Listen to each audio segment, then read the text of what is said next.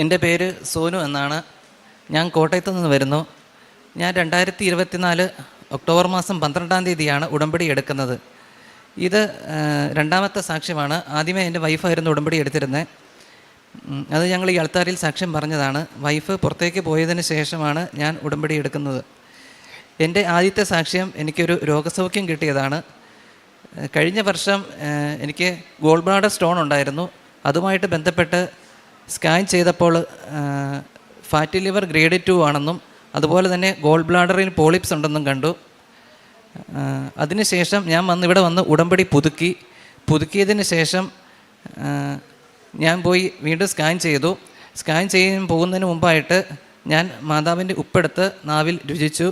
അതുപോലെ ഉടമ്പടി തൈലം എടുത്ത് സ്കാൻ ചെയ്യുന്ന ഭാഗത്ത് കുരിശുകൃതി വരച്ച് പ്രാർത്ഥിച്ചിട്ടാണ് പോയത്. സ്കാൻ ചെയ്ത സമയങ്ങളിൽ ഞാൻ മാതാവിൻ്റെ കാശുരൂപം എൻ്റെ പോക്കറ്റിലിട്ട് അതിൽ മുറുക്കെ പിടിച്ചുകൊണ്ടിരുന്നു.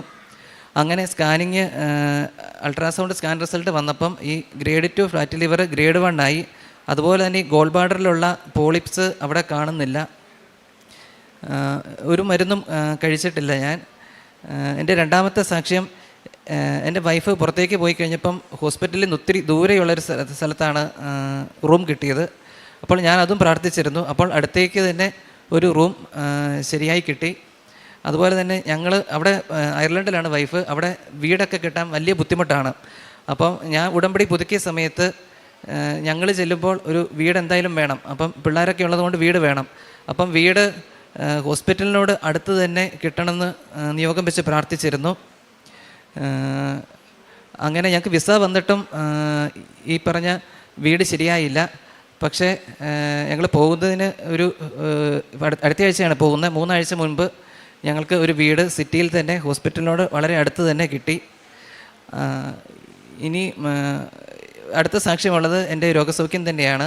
എൻ്റെ ചെവിയുടെ പുറകിലായിട്ട് ഒരു കുരു വന്നിരുന്നു. ആ കുരു എനിക്ക് ഹോസ്പിറ്റലിൽ പോകാൻ മാർച്ച് മാസം ആയതുകൊണ്ട് ജോലി തിരക്ക് കാരണം സമയം കിട്ടിയില്ല.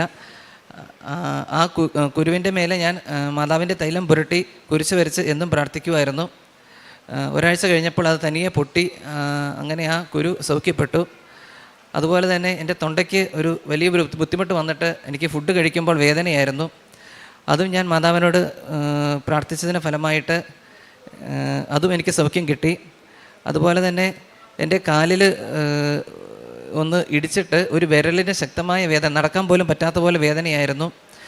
അവിടെ ഞാൻ മാതാവിൻ്റെ തൈലം പുരട്ടി ഡെയിലി പ്രാർത്ഥിക്കുമായിരുന്നു. അതുകൊണ്ടൊരു 4 ദിവസം കൊണ്ട് ആ വേദന പൂർണ്ണമായിട്ടും മാറി നടക്കാൻ ഒരു ബുദ്ധിമുട്ടുമില്ലാതെ ഞാൻ സൗഖ്യപ്പെട്ടു. ഇത്രയാണ് മാതാവും ഈശോയും കൂടെ എനിക്ക് തന്ന അനുഗ്രഹങ്ങൾ. ഞാൻ എല്ലാ ദിവസവും രാവിലെ ഡെയിലി ബ്രെഡ് കൂടും. അതുപോലെ തന്നെ അച്ഛൻ്റെ ധ്യാനം മുടക്കാതെ എല്ലാ ആഴ്ചയും യൂട്യൂബിൽ കാണും, പ്രാർത്ഥിക്കും. ഉടമ്പടി എടുത്തത് മൂലം എനിക്ക് എൻ്റെ പ്രാർത്ഥനാ ജീവിതത്തിൽ ഒരുപാട് വളർച്ചയുണ്ടായി. ഡെയിലി അരമണിക്കൂറിന് മേലെ ഞാൻ സ്വയം പ്രാർത്ഥിക്കും. അതുപോലെ തന്നെ കാരുണ്യപ്രവൃത്തിയായിട്ട് ചെയ്തത്, എന്നെക്കൊണ്ട് പറ്റുന്നവർക്കെല്ലാം സാമ്പത്തികമായിട്ട് സഹായം, അത് നേരിട്ടാണെങ്കിലും അല്ലാതെ സഹായം ആവശ്യമുള്ളവർക്ക് അക്കൗണ്ടിലേക്ക് ട്രാൻസ്ഫർ ചെയ്താണെങ്കിലും അങ്ങനെയൊക്കെ കൊടുത്തിട്ടുണ്ട്. അതുപോലെ പ്രേക്ഷിത പ്രവർത്തനമായിട്ട് ചെയ്തത്, ഞാൻ പത്രം 3 കെട്ടിന് പകരം ഓരോ തവണയും വരുമ്പം 5 കെട്ട് വാങ്ങിച്ചുകൊണ്ട് പോകുമായിരുന്നു. വാങ്ങിച്ചുകൊണ്ട് പോയിട്ട് ഞാൻ പൊതുസ്ഥലങ്ങളിലാണത് കൊടുത്തിരുന്നത്. പ്രത്യേകിച്ചും ബസ് സ്റ്റാൻഡുകളിലും അതുപോലെ തന്നെ പൊതുവീഥികളിലുമാണ് ഞാൻ ഈ പത്രം കൊടുത്തിരുന്നത്. എനിക്ക് അനുഗ്രഹങ്ങളെല്ലാം നൽകിയ മാതാവിനും ഈശോയ്ക്കും ഒരു കോടി നന്ദി. 91-ാം സങ്കീർത്തനം 15-ാം തിരുവചനം. അവൻ എന്നെ വിളിച്ചപേക്ഷിക്കുമ്പോൾ ഞാൻ ഉത്തരമരുളും.